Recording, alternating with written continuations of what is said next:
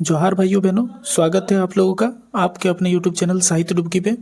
भाइयों बहनों, आज हम लोग 19 जुलाई को जो झारखंड क्षेत्रीय कार्यकर्ता का परीक्षा हुआ है उसका सामान्य ज्ञान का पेपर आज हम लोग डिस्कस करेंगे, पेपर का एनालिसिस करेंगे।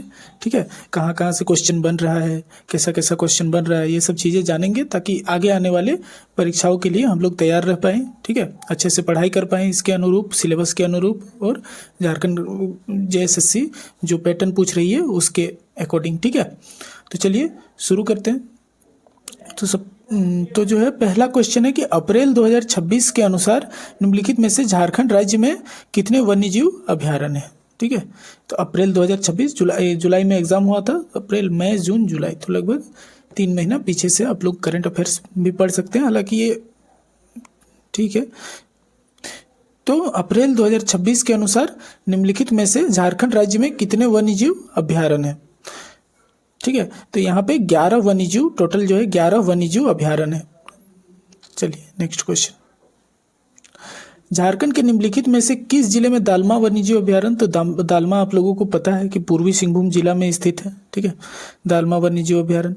निम्नलिखित में से कौन सा राज्य 1932 खतिहान बिल से संबंधित है। तो झारखंड राज्य आप लोगों को पता है 1932 यहाँ के जो रेसिडेंस है उन लोग 1932 के खतिहान का मांग कर रहे हैं, बहुत दिनों से मांग हो रही है। ठीक है, प्रसिद्ध सिटी पार्क झारखंड के निम्नलिखित में से किस जिले में स्थित है। तो सिटी पार्क जो है बोकारो जिला में स्थित है, बोकारो जिला का एक पार्क है सिटी पार्क।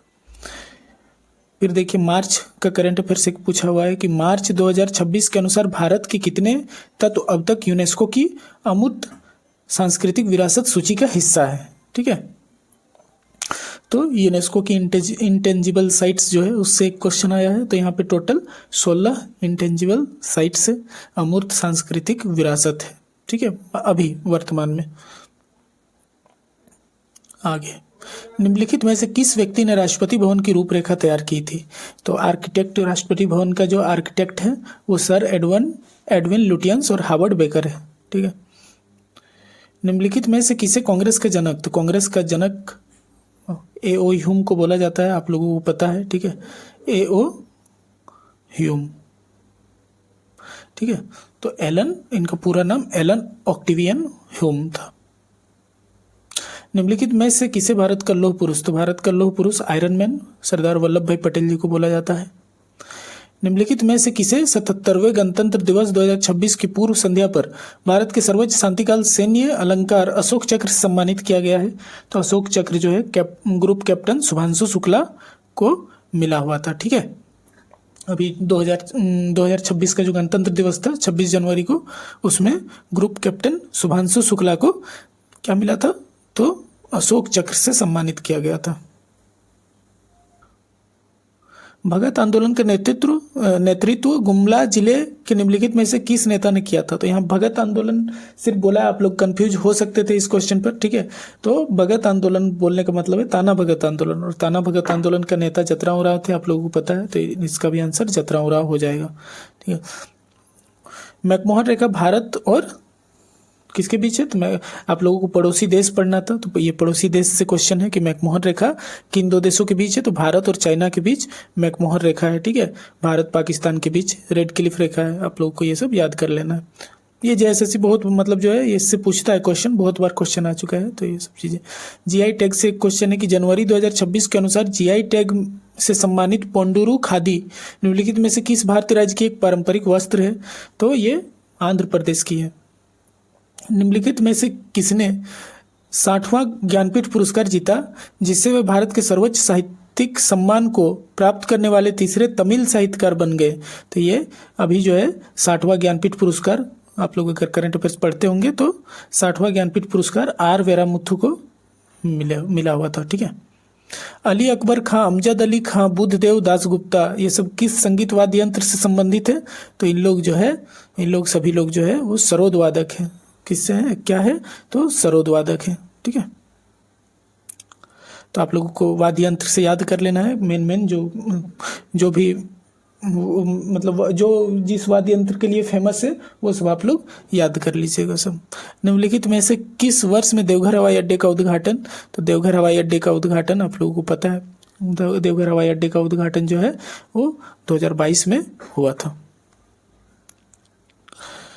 निम्नलिखित में से कौन व्यवस्थित पक्षी सर्वेक्षण करने वाला पहला भारतीय था? तो डॉक्टर सलीम अली जो है पक्षी सर्वेक्षण सबसे पहले किए थे, व्यवस्थित तरीके से किए थे, इसीलिए इनको बर्ड्स मैन ऑफ इंडिया भी कहा जाता है। आप लोगों को पता है, birds man of India doctor Salim Ali.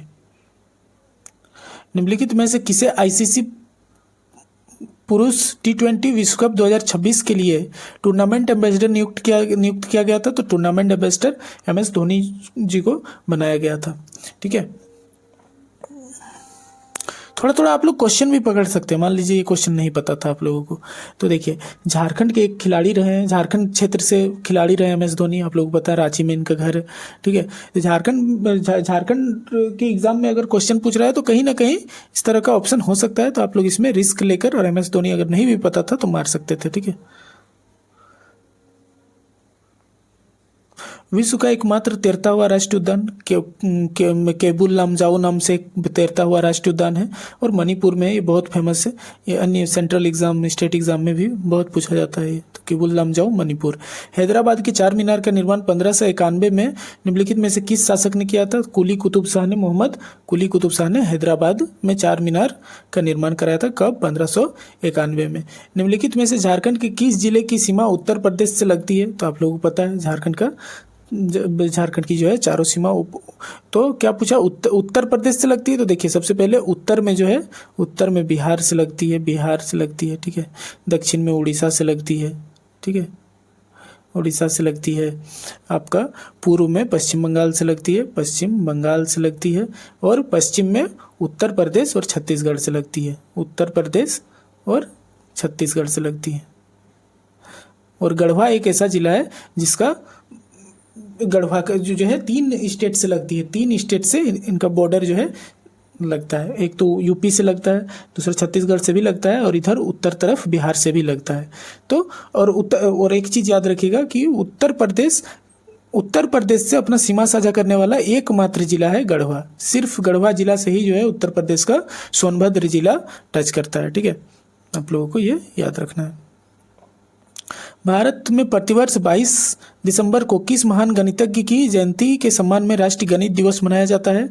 तो 22 दिसंबर को हर साल गणित दिवस मनाया जाता है। अभी आप लोग रील्स वगैरह देखते होंगे तो इस साल, इसके पहले वाले साल ये जो है मतलब बहुत जो है जोरों शोरों से इसका मतलब, आप लोग अगर रील्स वगैरह देखते होंगे तो आप लोगों को पता चल ही जाता होगा कि हाँ भाई कौन से महान गणितज्ञ? तो श्रीनिवास रामानुजन के सम्मान में 22 दिसंबर को राष्ट्रीय गणित दिवस मनाया जाता है। भारत में राष्ट्रीय शिक्षा दिवस किस तारीख को मनाया जाता है? शिक्षा दिवस पूछा है तो 11 नवंबर को राष्ट्रीय शिक्षा दिवस 11 नवंबर को मनाया जाता है। भारत की पहली महिला भारतीय प्रशासनिक सेवा IAS निम्नलिखित में से कौन है?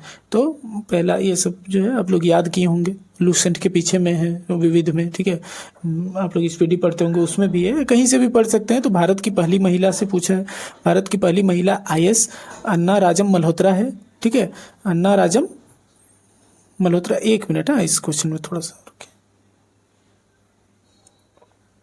तो भारत की पहली महिला IAS कौन थी? तो अन्ना राजम मल्होत्रा। ठीक है, 1951 बैच की IAS ऑफिसर है, केरला से बिलोंग करती है, साउथ से। ठीक है, आगे, किस फिल्म निर्देशक, निर्माता एवं पटकथा लेखक इम्तियाज अली, आप लोगों को पता है इम्तियाज अली जमशेदपुर से संबंधित है, एक निर्देशक है, फिल्म निर्माता है, पटकथा लेखक है। ठीक है, इनका जन्म कहाँ पे हुआ था? तो जमशेदपुर में।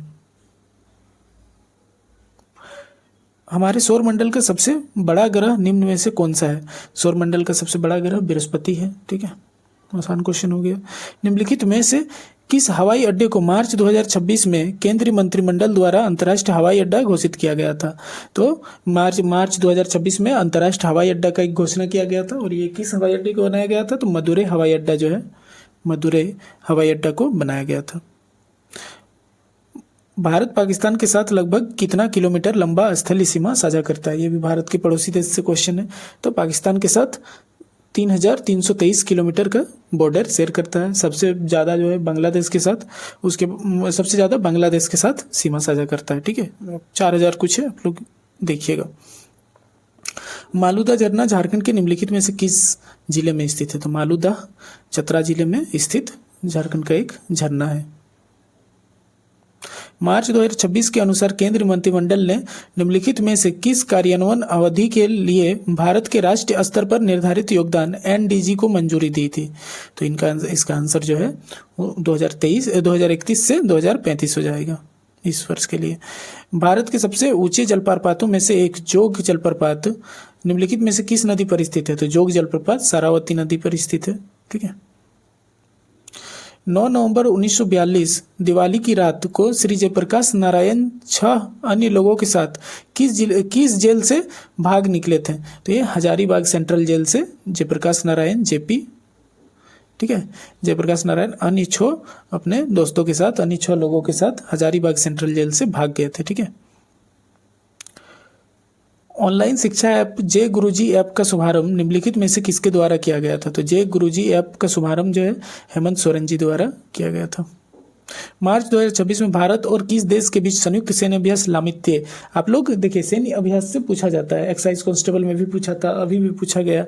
ठीक है, तो आप लोग एक्सरसाइज जो होता है विभिन्न देशों के बीच या संयुक्त सेनाओं के मतलब सेनाओं के बीच विभिन्न, ठीक है, तो ये सब आप लोग याद कर लीजिएगा। तो लामित्य जो है ना वो भारत और सेशल्स के बीच होता है, लामित्य। कर्क रेखा भारत के निम्नलिखित में से किस राज्य से होकर गुजरती है? किस राज्य से होकर नहीं गुजरती है? ठीक है, तो कर्क रेखा कर्नाटक से नहीं गुजरती है। मिजोरम से, देखिए किस किस राज्य से गुजरती है, तो मिजोरम से गुजरती है, त्रिपुरा से गुजरती है, ठीक है, पश्चिम बंगाल से गुजरती है, राजस्थान से गुजरती है, गुजरात से गुजरती है, ठीक है, मध्य प्रदेश से गुजरती है, छत्तीसगढ़ से गुजरती है, झारखंड से गुजरती है। कितना हुआ? 8 हुआ ना, 1 2 3 4 5 6 7 8, तो ये 8 स्टेट से गुजरती है। ठीक है, कर्नाटक से नहीं गुजरती है, तो इसका सही आंसर कर्नाटक हो जाएगा। नकटी बांध झारखंड के निम्नलिखित में से किस जिले में स्थित है? तो नकटी बांध ना भारत के पश्चिम सिंहभूम में स्थित है, झारखंड के पश्चिम सिंहभूम में स्थित है। आगे, खजुराहो स्मारक समूह मध्य प्रदेश के छतरपुर जिले में है। खजुराहो स्मारक, अगर आप लोग खजुराहो घूमने जाएंगे तो आप लोगों को एमपी के छतरपुर डिस्ट्रिक्ट जाना होगा, छतरपुर। बिचकिलिया झरना झारखंड राज्य के निम्नलिखित में से किस जिले में है? तो बिचकिलिया झरना जो है चतरा जिले में। ठीक है, कोलेश्वरी मंदिर हो गया, बिचकिलिया झरना हो गया, इटखोरी हो गया, ये सब चतरा जिले में है। ब्रिटिश शासन के विरुद्ध संथाल विद्रोह से जुड़ा ऐतिहासिक स्मारक माटलो टावर झारखंड के निम्नलिखित में से किस नगर में स्थित है? तो संथाल विद्रोह किस क्षेत्र से जुड़ा हुआ था? संथाल परगना से जुड़ा हुआ है। संथाल विद्रोह संथाल परगना से जुड़ा हुआ है। और संथाल परगना में कौन कौन ये डिस्ट्रिक्ट आता है बताइए?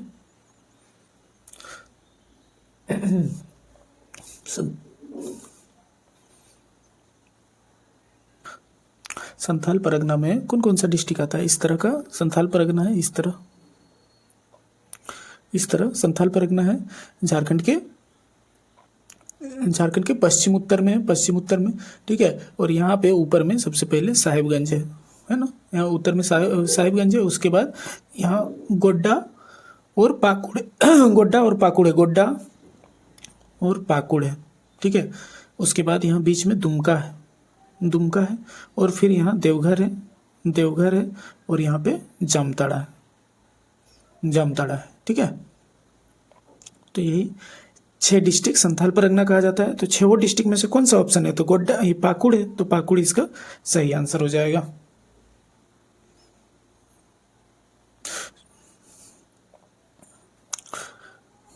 सॉरी दोस्तों, थोड़ा आप लोगों को मेरे आवाज़ से प्रॉब्लम होता होगा, ठीक है। एक्चुअली क्या हुआ था ना कि मैं 2 दिन से बाहर था और ड्यूटी के दौरान मैं 2-3 बार भीग भी गया, तो इसीलिए थोड़ा आवाज़ ख़राब हो गया, थोड़ा तबीयत भी सर्दी वर्दी हो गया है, तबीयत भी थोड़ा ख़राब लग रहा है। इसीलिए मैं ये वीडियो बहुत पहले मैं लाना चाहता था, इसलिए 2-3 दिन लेट भी हो गया।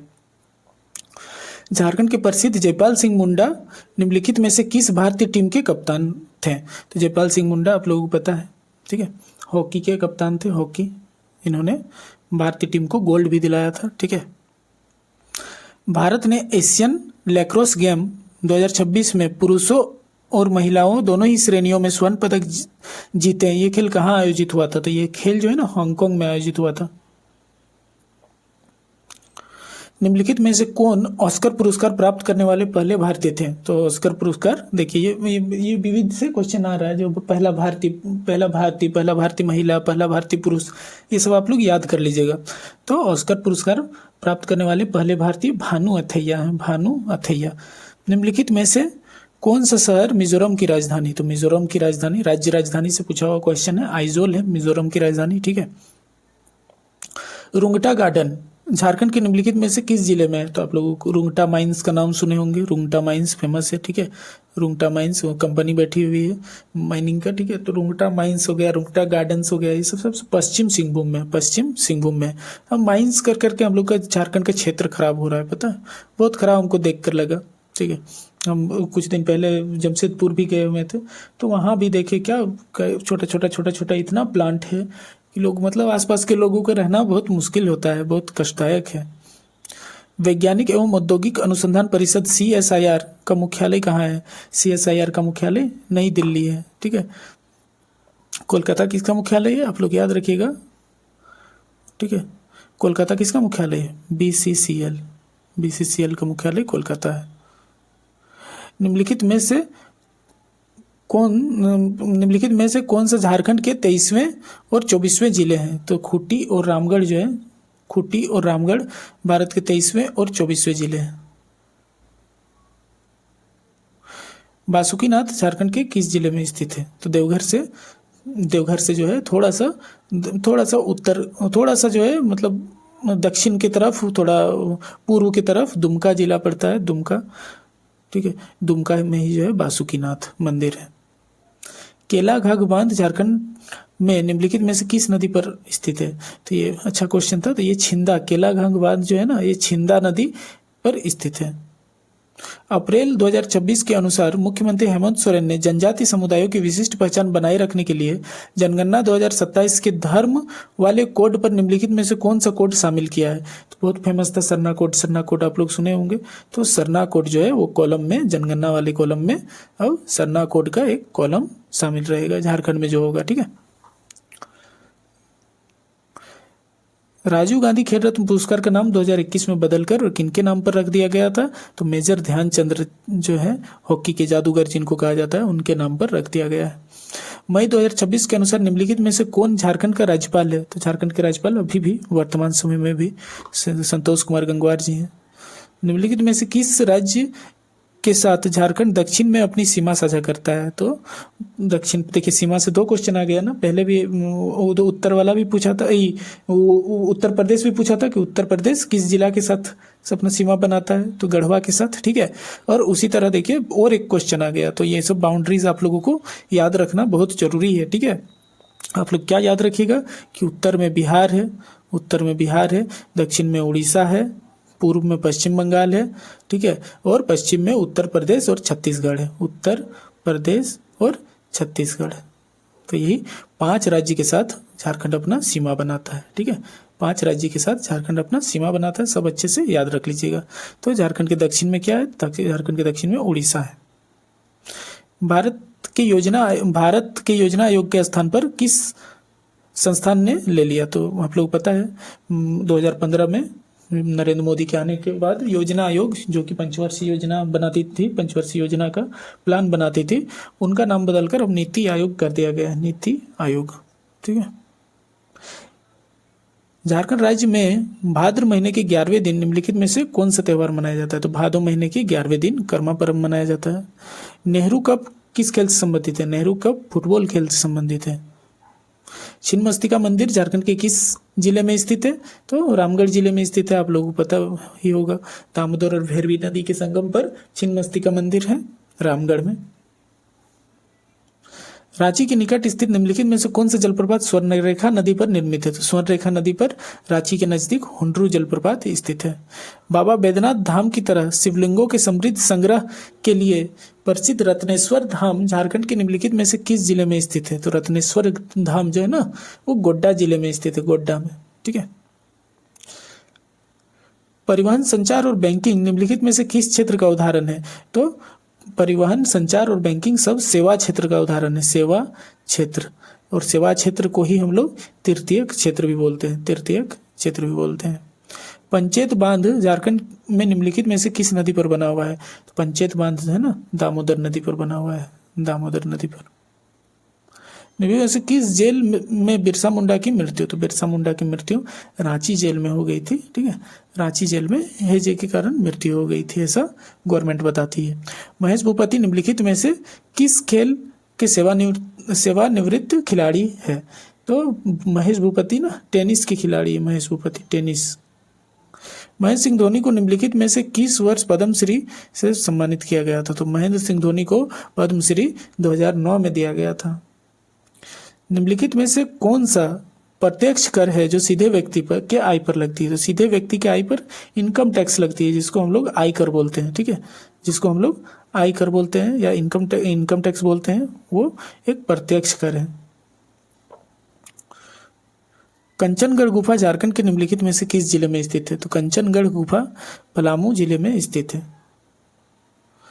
अप्रैल 2026 के अनुसार झारखंड में नवगठित प्रत्यार्पण प्रकोष्ठ या एक्सीडेंशियल सेल का मुख्य उद्देश्य विदेशों में निम्नलिखित में से किन व्यक्तियों को वापस लाना है? तो जो भगोड़े व्यक्ति है, जो भारत से झारखंड से लोन लेकर या कुछ घोटाला करके और भाग गए हैं, दूसरा देश चले गए हैं, उन लोगों को वापस लाना इसका उद्देश्य है, ठीक है।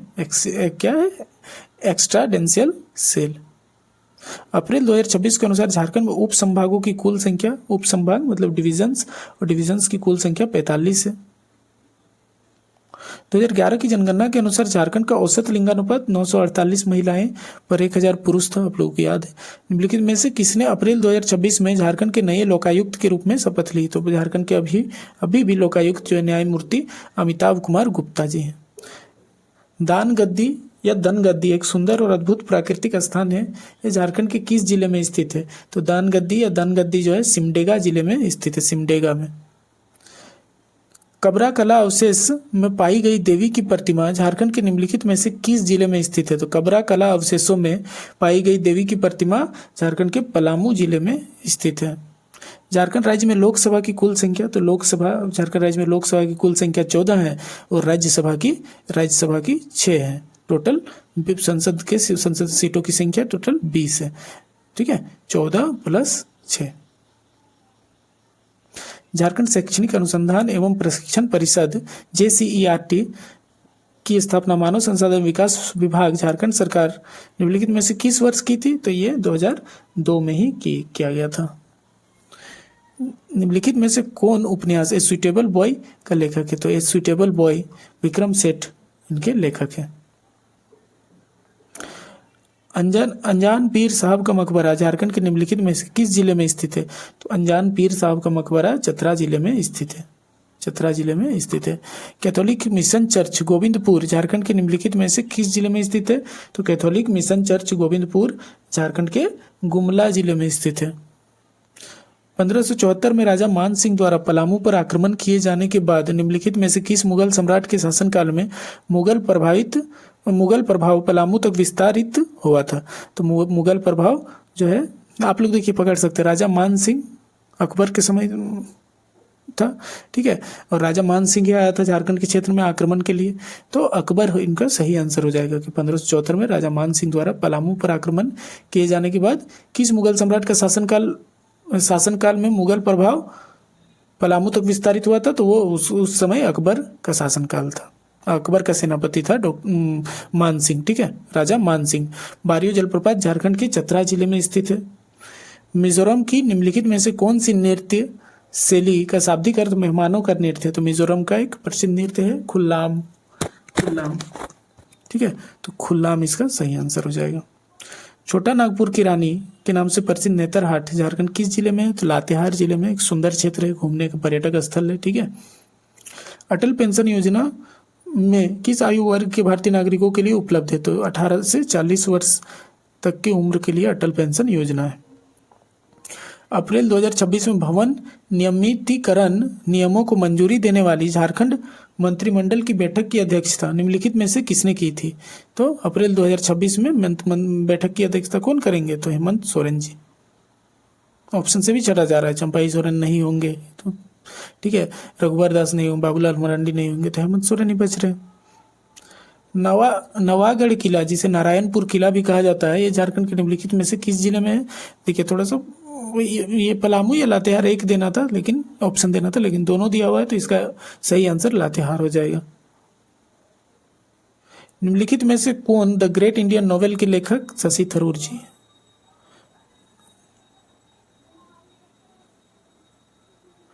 गिरिडीह के इतिहास के अनुसार सम्राट अकबर ने किस वर्ष मुगल सिंहासन संभाला और झारखंड क्षेत्र में मुगल नियंत्रण का विस्तार प्रारंभ किया? तो ये गिरिडीह के इतिहास के अनुसार 1556 हो जाएगा। झारखंड की सबसे ऊंची चोटी परासनाथ पहाड़ी की अनुमानित ऊंचाई कितना है? तो परासनाथ पहाड़ी की अनुमानित ऊंचाई 1350 मीटर है, 1350 मीटर। निम्नलिखित में से किस क्रिकेट खिलाड़ी को लोकप्रिय रूप से रावलपिंडी एक्सप्रेस के नाम से, आप लोग पता है शोएब अख्तर, बहुत फास्ट बॉलर थे, ठीक है, शोएब अख्तर पाकिस्तान के खिलाड़ी रहे हैं। शोएब अख्तर को रावलपिंडी एक्सप्रेस के नाम से जाना जाता है। बहुराष्ट्रीय कंपनियों MNCs द्वारा भूमि और भवनों जैसी संपत्ति में किए गए निवेश को निम्नलिखित में से किस नाम से जाना जाता है? तो इसको विदेशी निवेश कहा जाता है, विदेशी निवेश, ठीक है। अंजन धाम को भगवान हनुमान का जन्म स्थान माना जाता है, यह झारखंड के निम्नलिखित में से किस जिले में है? तो गुमला में, अंजन धाम गुमला जिले में स्थित है। निम्नलिखित में से क्षेत्रफल की दृष्टि से झारखंड का सबसे बड़ा जिला पश्चिम सिंहभूम है, आप लोग पता है। तिलैया बांध झारखंड के कोडरमा जिले में स्थित है, यह निम्नलिखित में से किस नदी पर बनाया गया है? तो तिलैया बांध ना बढ़ाकर नदी पर बनाया गया है, पंचेत बांध दामोदर नदी पर, ठीक है।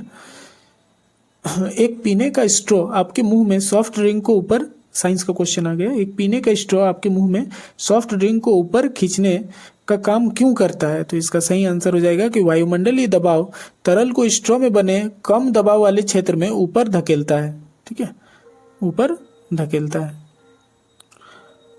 ध्वनि की तीव्रता किस में मापा जाता है? डेसिबल में मापा जाता है। निम्न में से कौन सा सामान्य घरेलू उपकरण मुख्य रूप से विद्युत धारा के तापन प्रभाव, विद्युत धारा के तापन प्रभाव, ठीक है, तापन आया तो हीट किस में जनरेट होता है? तो विद्युत इस्त्री, आयरन जिसको हम लोग बोलते हैं, कपड़ा इस्त्री करते हैं, कपड़ा प्रेस करते हैं, उस सही ऑप्शन हो जाएगा। बायोकेमिकल ऑक्सीजन डिमांड BOD मुख्य रूप से निम्नलिखित में से किसका संकेतक होता है? तो BOD COD आप लोग पढ़े होंगे, ठीक है, तो ये जल प्रदूषण का संकेतक है। तो अलवण जल निकायों में कार्बनिक प्रदूषण का संकेतक क्या है? तो BOD, ठीक है, तो इसका सही आंसर अलवण जल निकायों में कार्बनिक प्रदूषण हो जाएगा, ठीक है। पेट्रोलियम के प्रभाजी आसवन से प्राप्त, इस क्वेश्चन पे थोड़ा सा डाउटफुल था, ऑप्शन सही नहीं दिया हुआ था, ठीक है, ऑप्शन सही नहीं दिया हुआ था, इस तरह टेबल बनाया हुआ था। ये क्वेश्चन हम बाद में आप लोगों से डिस्कस करेंगे, आंसर की एक बार आ जाए। हमको लग रहा है कि ये क्वेश्चन जो है रद्द होना चाहिए था। देखिए क्या होता है, JSSC क्या करती है। लोहे में जंग लगने के लिए निम्नलिखित में से कौन सी स्थिति सबसे अधिक आवश्यक है? तो देखिए केवल ऑक्सीजन की उपस्थिति से नहीं जंग लगता है, केवल कार्बन डाइऑक्साइड कोई रोल ही नहीं होता है, सूर्य के प्रकाश की उपस्थिति ये भी नहीं कोई रोल होता है, तो ऑक्सीजन और पानी जो है दोनों होना चाहिए, ऑक्सीजन और पानी या नमी दोनों होने से जंग लगना शुरू होता है।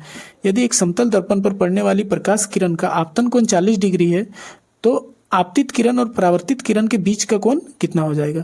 तो ये एक अभिलंब है, ये एक अभिलंब है, इसमें आई, इसको हम लोग आपतित किरण बोलते हैं, मतलब जो किरण आ रहा है, ठीक है, और ये जो है आधार से या दर्पण से टकराकर फिर वापस लौटती है, और इसके बीचों बीच जो है अभिलंब होती है, बीचों बीच अभिलंब होती है। तो अगर ये कोण 40 डिग्री है, ये कोण 40 डिग्री है, तो इसका ये आपतन कोण हो गया और ये परावर्तन कोण हो गया। तो ये आपतन कोण आई, आपतन कोण को आई बोला जाता है और परावर्तन कोण को आर बोला जाता है। तो कोण आई इज इक्वल टू कोण आर होता है, ठीक है। तो ये अगर 40 डिग्री है तो ये भी 40 डिग्री है, तो आपतित किरण और परावर्तित किरण के बीच का कोण टोटल कितना हो गया? तो ये 80 हो जाएगा, 80, ठीक है। तो इसका सही आंसर 80 डिग्री हो जाएगा।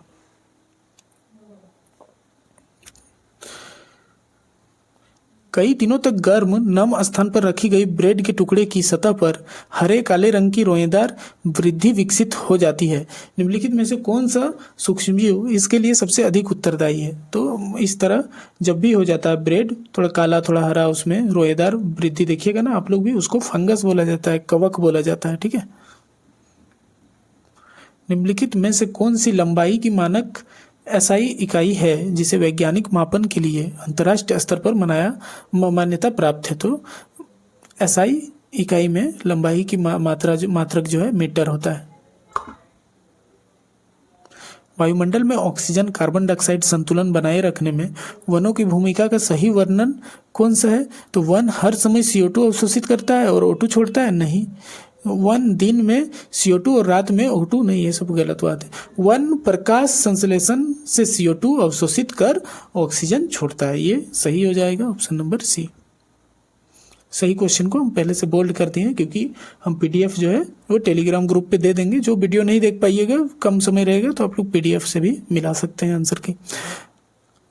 सिंचाई की निम्नलिखित में से कौन सी विधि सबसे अधिक जल कुशल है और पानी की बर्बादी को कम करने के लिए पानी की कमी वाले क्षेत्रों में व्यापक रूप से प्रचारित किया जाता है? तो जहाँ पे कम पानी होता है, पानी की उपलब्धता कम होती है, वहाँ ड्रिप सिंचाई की जाती है। सीधे जो है ड्रॉप करके और पौधों के जड़ों में पानी दिया जाता है। ठीक है, इसको ड्रिप सिंचाई बोलते हैं। निम्नलिखित में से कौन सी विधि आकार के अंतर के आधार पर चावल के साबुत दानों को टूटे हुए चावल के टुकड़े से अलग करने के लिए सर्वाधिक? तो ये तो मतलब कॉमन सेंस है कि अगर बड़ा मतलब गोटा चावल और टुकड़ा चावल को हम लोग किस विधि से अलग करते हैं? तो छानना या चलनी विधि। घरेलू विद्युत तारों में तांबे या एल्युमिनियम का उपयोग क्यों किया जाता है जबकि विद्युत इस्त्री के तापन अवयव में नाइक्रोम का उपयोग किया जाता है? तो तांबे क्या होता है कि तांबे का प्रतिरोध जो है ना वो बहुत कम होता है, इसीलिए यह विद्युत को ऊष्मा के रूप में बर्बाद नहीं करता है, जबकि नाइक्रोम का प्रतिरोध अधिक होता है और इससे ऊष्मा उत्पन्न होती है। तो ये इसका सही आंसर हो जाता है। मनुष्यों में निम्नलिखित में से कौन सी विशेषता एक अर्जित लक्षण का उदाहरण है और इसीलिए इसे अगली पीढ़ी में पारित नहीं किया जा सकता है? तो अर्जित लक्षण कौन सा? देखो, आंखों का रंग, ये हम लोग अर्जित कर सकते हैं? बताइए। नहीं, ये जेनेटिक होता है। ठीक है, माता पिता का जिस तरह होता है उसी तरह का बच्चों का होता है आंखों का रंग। रक्त समूह नहीं, ये भी माता पिता के ही जीन से निर्धारित होता है।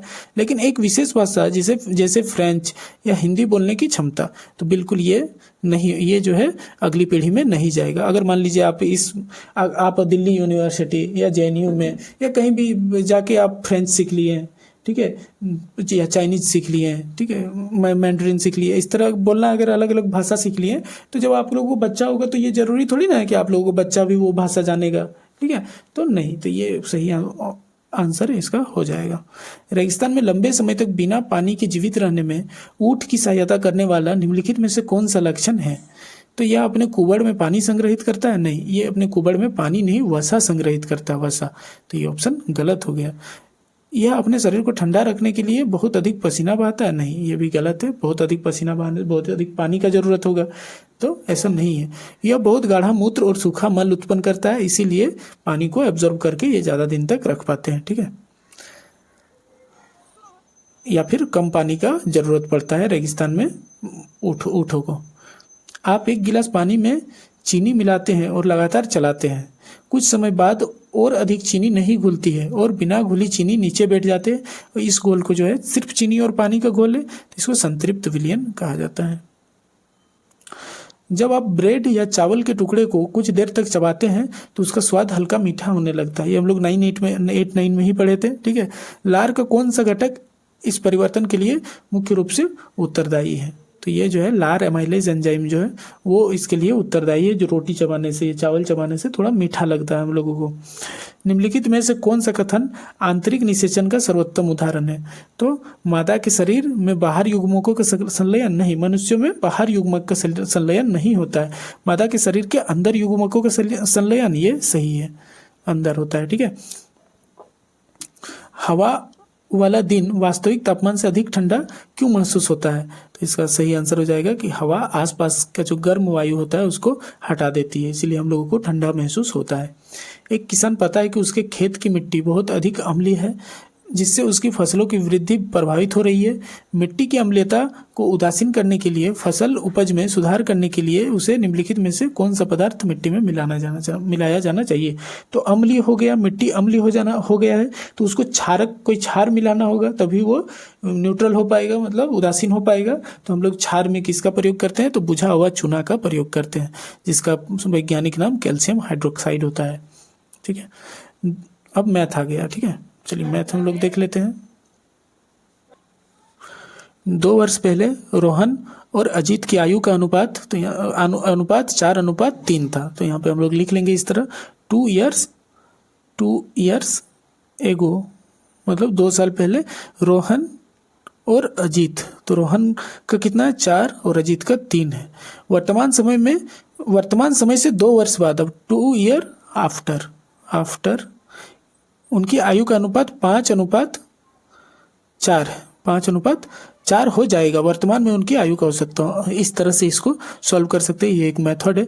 ठीक है, तो 5 दिया 15 हो गया और 4 4 16 हो गया, तो 15 को 16 से घटा देंगे तो 1 आया। ठीक है, 1 आया, यहाँ से हम लोग डिफरेंस ले लेते हैं, तो कितना का डिफरेंस हुआ, 1 का डिफरेंस हुआ।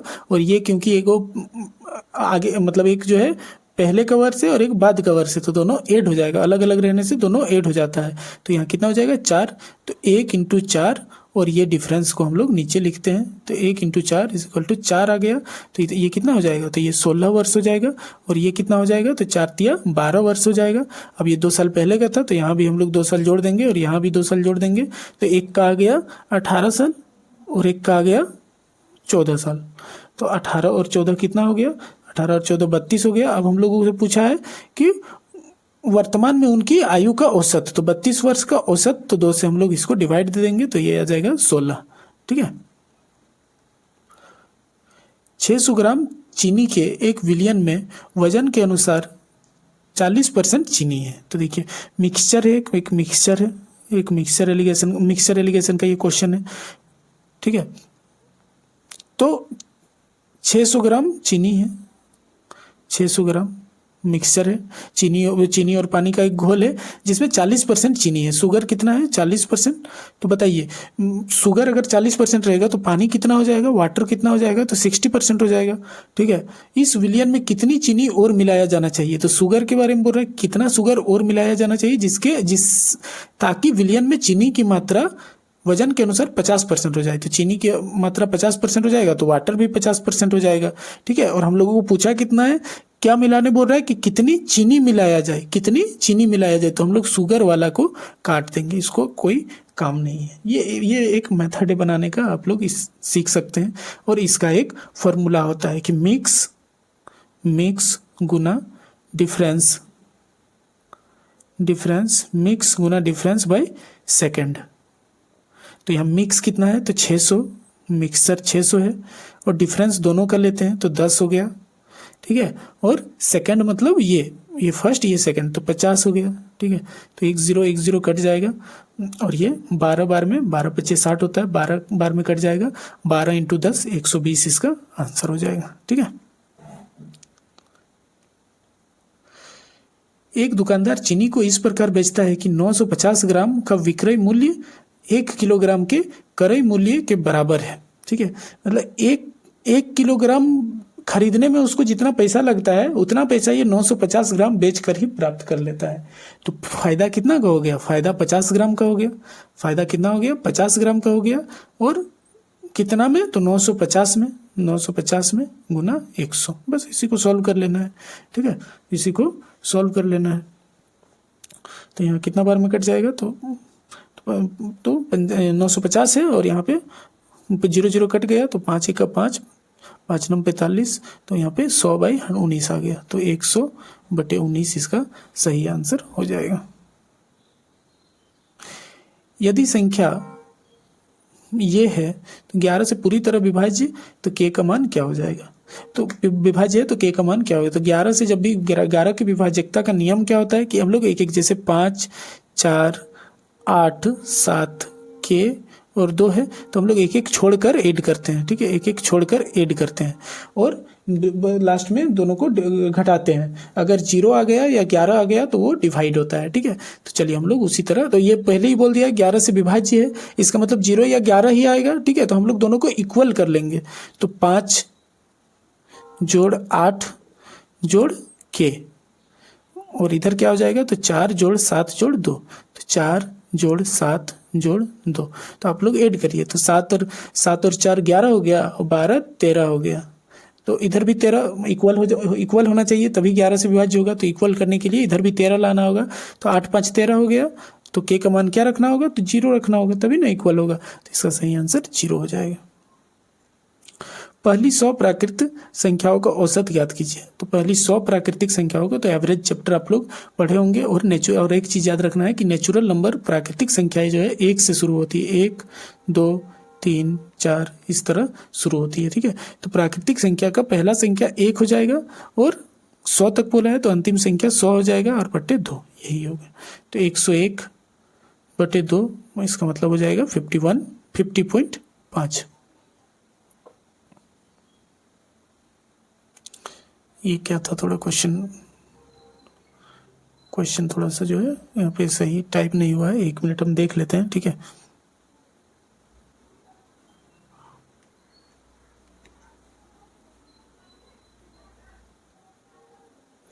तो ये क्वेश्चन है जो a is equal to 145 145 minus 109 3 गुना 3 गुना 2 माइनस 1 पूर्णांक 1/2। तो पूछा है कि 0.04 का पावर a का मान क्या होगा।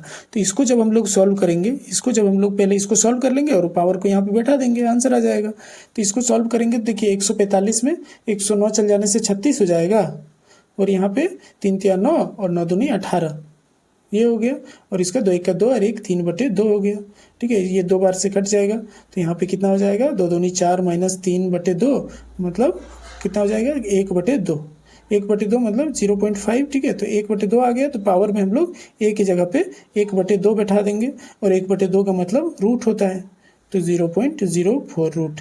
तो इसको जब हम लोग रूट से बाहर निकालेंगे तो क्या हो जाएगा, तो 0.2 हो जाएगा।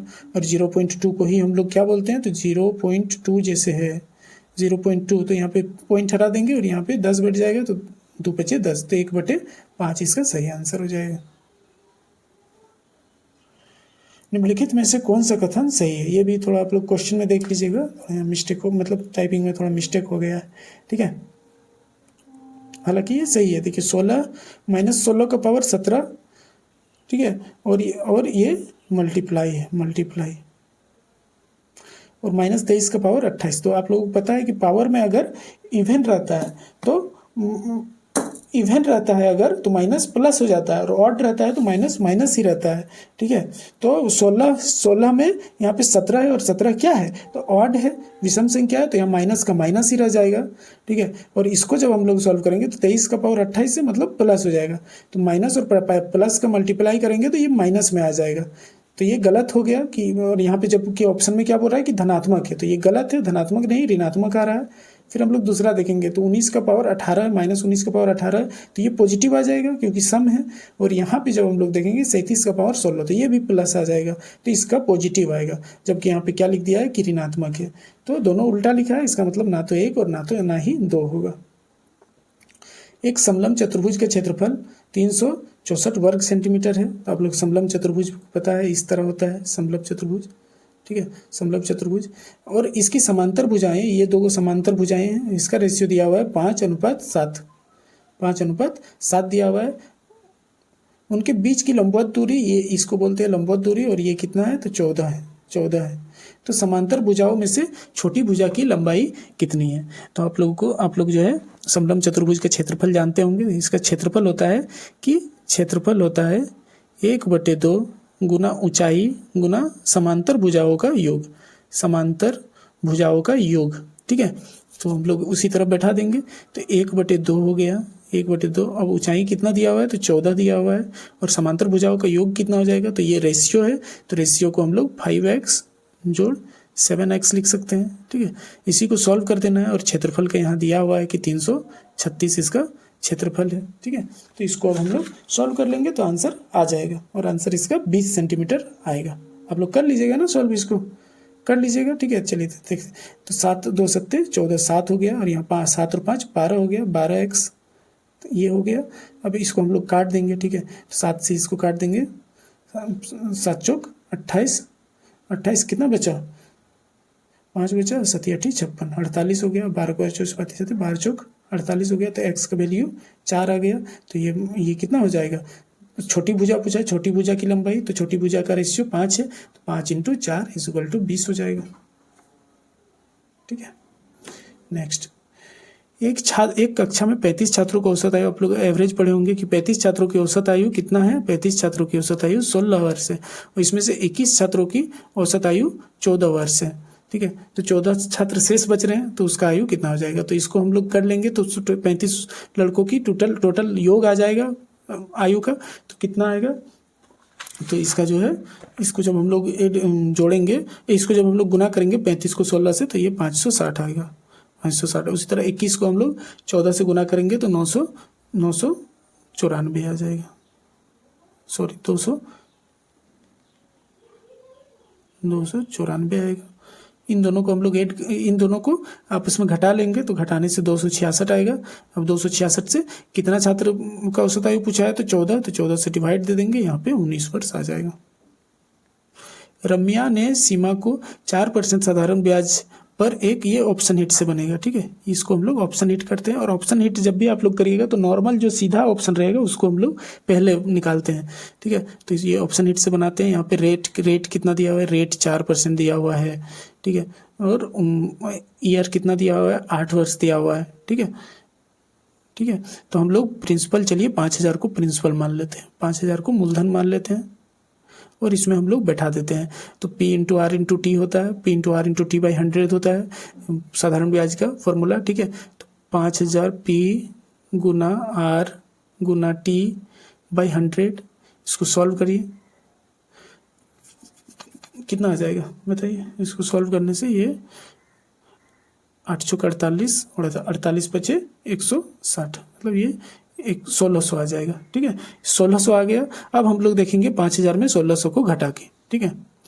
तो मतलब कि बोल रहा था कि 3400 कम था, तो 5000 में अगर हम लोग 1600 घटा देंगे, क्योंकि ये मूलधन आ गया, ये मूलधन आ गया और ये प्रिंसिपल है, तो प्रिंसिपल से मूलधन को घटा देंगे तो 3400 आ जाना चाहिए, ठीक है। तो आ जा रहा है 5000 में, हम लोग 5000 में 1600 घटा देने से 3400 आ जा रहा है। इसका मतलब सही आंसर ऑप्शन नंबर डी ही होगा, ठीक है। तो दोस्तों ये था आज का क्वेश्चन, ठीक है, जो कि फील्ड वर्कर में पूछा हुआ था। ये सामान्य ज्ञान का पेपर था, आप लोगों को हम बता दिए ताकि आप लोग आगे जो भी पढ़ाई करिएगा उसका एक आइडिया लगा पाइएगा कि कौन कौन टॉपिक पढ़ना है, कैसे कैसे पढ़ना है, ठीक है।